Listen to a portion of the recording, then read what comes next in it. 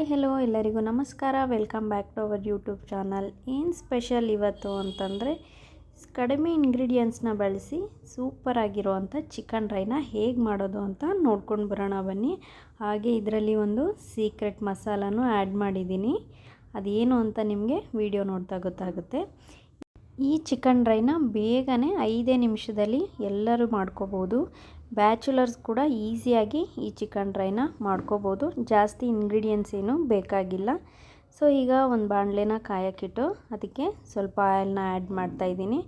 ಆಯಿಲೆಲ್ಲ ಚೆನ್ನಾಗಿ ಬಿಸಿ ಆದಮೇಲೆ ಅದಕ್ಕೆ ದೊಡ್ಡದಾಗಿ ಹಚ್ಕೊಂಡಿರೋ ಅಂಥ 2 ಈರುಳ್ಳಿ ತೊಗೊಂಡು ಮತ್ತು ಖಾರಕ್ಕೆ ಎಷ್ಟು ಬೇಕೋ ಅಷ್ಟು ಹಸಿಮೆಣಸಿನ್ಕಾಯಿನ ಸೇರಿಸ್ಕೊಂಡು ಚೆನ್ನಾಗಿ ಫ್ರೈ ಮಾಡ್ಕೊಳ್ಳಿ. ಈರುಳ್ಳಿ ಎಲ್ಲ ಚೆನ್ನಾಗಿ ಟ್ರಾನ್ಸ್ಪರೆಂಟ್ ಆಗಬೇಕು. ಆಗ ಈರುಳ್ಳಿಗೆ ಬೇಕಾದಷ್ಟು ಉಪ್ಪನ್ನ ಸೇರಿಸಿ ಮತ್ತೆ ಒಂದು 2ರಿಂದ 3 ನಿಮಿಷ ಚೆನ್ನಾಗಿ ಫ್ರೈ ಮಾಡ್ಕೊಳ್ಳಿ. ಈ ರೀತಿ ಫ್ರೈ ಮಾಡ್ಕೊಳ್ಳೋದ್ರಿಂದ ಈರುಳ್ಳಿ ಮತ್ತು ಹಸಿಮೆಣಸಿನ್ಕಾಯಿ ಖಾರ ಎರಡು ಮಿಕ್ಸ್ ಆದಾಗ ಚಿಕನ್ನ ತಿನ್ನುವಾಗ ತುಂಬ ಟೇಸ್ಟ್ ಅನಿಸುತ್ತೆ. ಸೊ ಹಾಗಾಗಿ ಅದಕ್ಕೆ ಈಗ ಒಂದು ಕಡ್ಡಿಯಷ್ಟು ಕರಿಬೇವಿನ ಸೊಪ್ಪನ್ನ ಸೇರಿಸ್ಕೊತಾ ಇದ್ದೀನಿ. ನೀವು ಎಣ್ಣೆಗೆ ಕರಿಬೇವಿನ ಸೊಪ್ಪನ್ನ ಹಾಕಿಬಿಟ್ರೆ ಅದು ಫುಲ್ಲು ಕ್ರಿಸ್ಪಿ ಆಗಿಬಿಡುತ್ತೆ.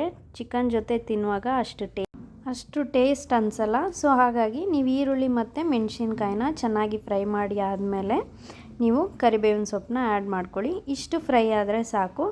ಈಗ ನೀವು ತೊಳೆದಿಟ್ಕೊಂಡಿರೋವಂಥ ಚಿಕನ್ನ ಸೇರಿಸ್ಕೊಳ್ಳಿ. ನಾನಿಲ್ಲಿ ಒಂದು ಅರ್ಧ ಕೆಜಿಯಷ್ಟು ಚಿಕನ್ನ ಸೇರಿಸ್ಕೊತಾ ಇದ್ದೀನಿ.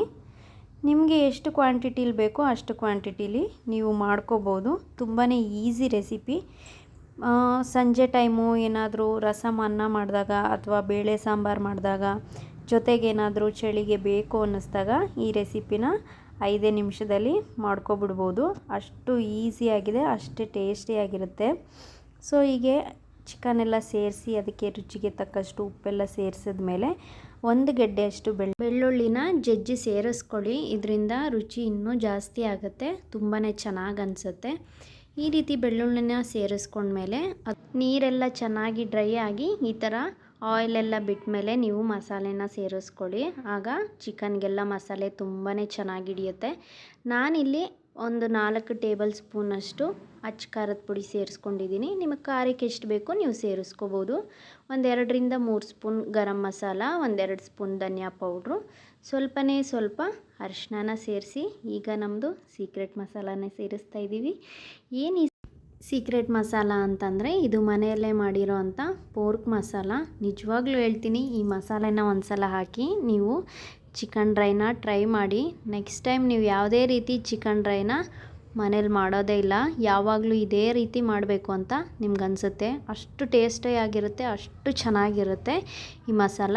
ಯಾರಿಗಾದರೂ ಈ ಮಸಾಲ ಬೇಕು ಅಂತಂದರೆ ನನಗೆ ಕಮೆಂಟ್ ಮಾಡಿ ತಿಳಿಸಿ. ನೆಕ್ಸ್ಟ್ ಇದಕ್ಕೆ ಒಂದು ಟೊಮೊಟೊನ ಆ್ಯಡ್ ಮಾಡಾದಮೇಲೆ ಈಗ ನೀವು ರುಚಿಗೆ ಏನೆಲ್ಲ ಬೇಕು ಅಂತ ಈ ಟೈಮಲ್ಲಿ ನೋಡ್ಕೋಬೋದು. ಉಪ್ಪು ಕಮ್ಮಿ ಆಗಿದ್ದರೆ, ಖಾರ ಕಮ್ಮಿ ಆಗಿದ್ದರೆ, ಏನಾದರೂ ಕಮ್ಮಿ ಆಗಿದ್ದರೆ ನೀವು ಈ ಟೈಮಲ್ಲಿ ನೋಡಿಕೊಂಡು ಸೇರಿಸ್ಕೊಳ್ಳಿ. ನನಗಿಲ್ಲಿ ಖಾರ ಕಮ್ಮಿ ಅಂತ ಅನ್ನಿಸ್ತು. ಸೊ ಹಾಗಾಗಿ ನಾನು ಮತ್ತೆ ಒಂದು 4 ಟೇಬಲ್ ಸ್ಪೂನಷ್ಟು ಅಚ್ಚ ಖಾರದ ಪುಡಿನ ಹಾಕಿ 1-2 ನಿಮಿಷ ಲೋ ಫ್ಲೇಮಲ್ಲಿ ಬೇಯಿಸ್ಕೊಂಡಿದ್ದೀನಿ. ಈ ರೀತಿ ಸೈಡಲ್ಲೆಲ್ಲ ಎಣ್ಣೆ ಬಿಟ್ಕೊಂಡಿದೆ ಅಂತಂದರೆ ಚಿಕನ್ ಡ್ರೈ ರೆಡಿಯಾಗಿದೆ ಅಂತಲೇ. ಈಗ ಇದನ್ನು ಒಂದು ಸರ್ವಿಂಗ್ ಬೌಲ್ಗೆ ಸರ್ವ್ ಮಾಡಿ ಬಿಸಿ ಬಿಸಿ ಅನ್ನದ ಜೊತೆ ತಿಂತಾಯಿದ್ರೆ ಎಷ್ಟು ಚೆನ್ನಾಗಿರುತ್ತೆ ಅಲ್ವಾ.